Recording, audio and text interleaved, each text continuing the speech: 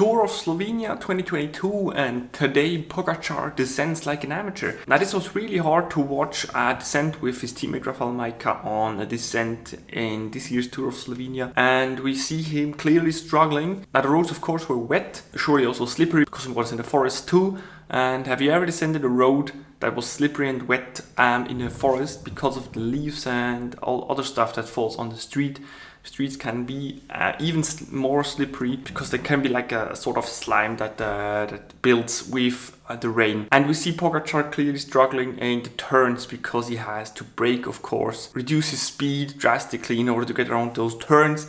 And we see him struggling with his grip. Now apparently the team is rolling on some new tires. Those clearly don't seem to be working. We have seen videos from Durian Rider and Lanterne Rouge, and of course Durian Rider is an advocate for rim brakes, and he straightly shoot against disc brakes. And now me too, checking out this video, I have to say that probably disc brakes caused this problem for Pogačar. Because we always say, yeah, disc brakes, you have better modulation, better braking power, etc. But if you have this much power on a little contact patch of a 25mm tire, then it probably can be too much power in certain moments, especially in turns. And so if you brake in turns and you have this little contact patch on a slippery road, you will just lock up your wheel and you will lose the wheel. And in that case, I believe that you can have better modulation with rim brakes actually, because you have carbon rims, and rim brakes, you will probably feel that on wet roads you will have almost no braking power at all in the first moment of braking.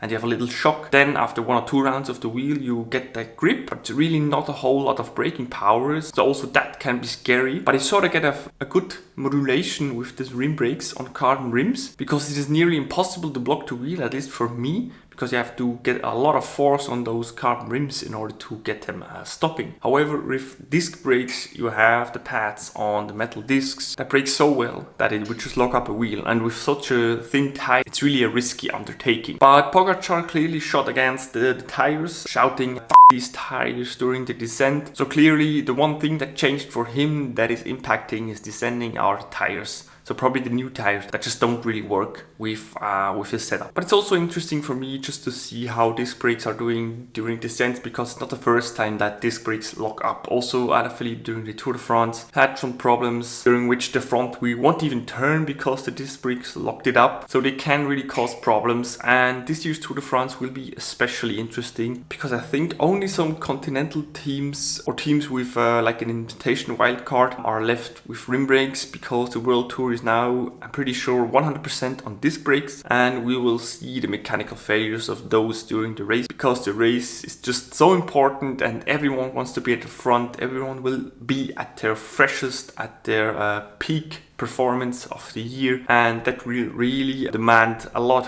out of these materials, so we'll see about that. What do you think about Tadej Pogačar's experience on the descents in the Tour of Slovenia? Let me know in the comment section below, and have yourselves a nice day.